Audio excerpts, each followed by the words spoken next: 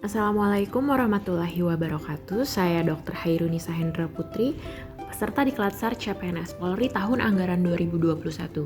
Hari ini saya akan menjelaskan mengenai manajemen ASN. Di dalam manajemen ASN terdapat kedudukan, peran, hak, dan kewajiban serta kode etik ASN. ASN itu dibagi jadi dua loh, ada pegawai negeri sipil, ada pegawai pemerintah dengan perjanjian kerja atau disingkat PPPK. Kedudukan ASN. Pegawai ASN itu berkedudukan sebagai unsur aparatur negara yang menjalankan kebijakan yang ditetapkan oleh pimpinan instansi pemerintah serta harus bebas dari pengaruh dan intervensi semua golongan dan partai politik. Kalau tadi bahas kedudukan, sekarang kita lihat apa peran ASN. ASN itu ialah perencana, pelaksana, dan pengawas penyelenggaraan tugas umum pemerintahan dan pembangunan nasional melalui pelaksanaan kebijakan dan pelayanan publik yang profesional, bebas dari intervensi politik, serta bersih dari praktik korupsi, kolusi, dan nepotisme. Keren ya? Tugas ASN apa aja sih? Yang pertama, melaksanakan kebijakan yang dibuat oleh pejabat pembina kepegawaian sesuai dengan ketentuan peraturan perundang-undangan. Yang kedua, memberikan pelayanan publik yang profesional dan berkualitas. Yang ketiga, mempererat persatuan dan kesatuan negara Kesatuan Republik Indonesia. Nah, sebagai PNS, apa aja sih hak yang harus kita miliki? Yang pertama, gaji, tunjangan dan fasilitas, lalu cuti, jaminan pensiun dan jaminan hari tua, perlindungan, serta pengembangan kompetensi. Kalau PPPK, mereka tidak punya jaminan pensiun dan jaminan hari tua. Ingat ya teman-teman. Kalau udah dapet hak, tentu kita harus melakukan kewajiban.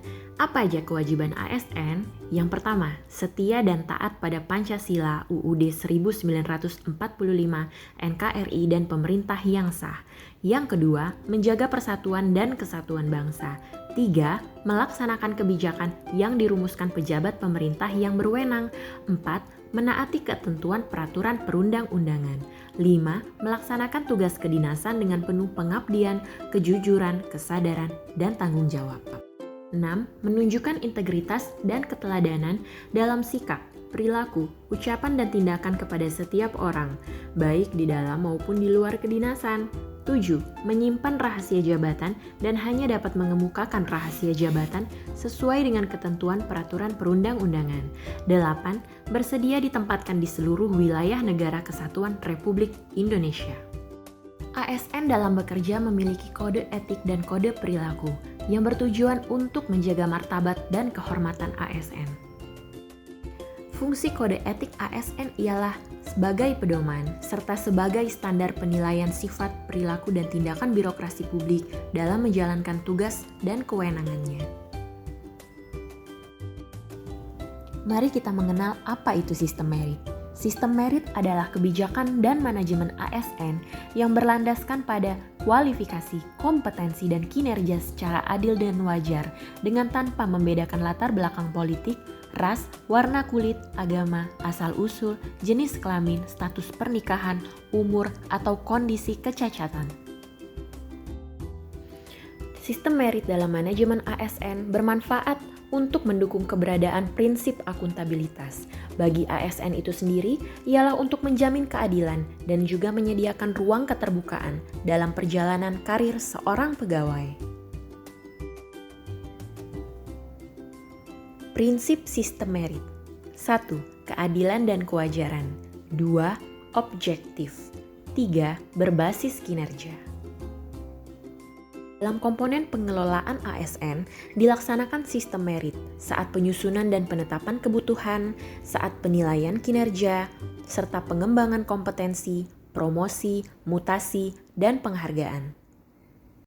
Untuk mengatur keberlangsungan sistem merit, pemerintah memberikan wewenang kepada dua lembaga, yakni yang pertama Komisi Aparatur Sipil Negara atau KASN, dan yang kedua ialah Kementerian Pendayagunaan Aparatur Negara dan Reformasi Birokrasi.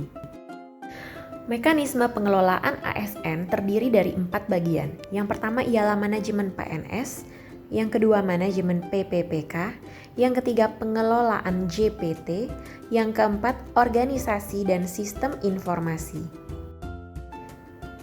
Berikut merupakan alur dari manajemen PNS, yakni penyusunan dan penetapan kebutuhan, lalu pengadaan, pangkat dan jabatan, pengembangan karir, pola karir, promosi, mutasi, penilaian kinerja, penggajian dan tunjangan, penghargaan, disiplin, pemberhentian, jaminan pensiun dan hari tua, lalu yang terakhir ialah perlindungan.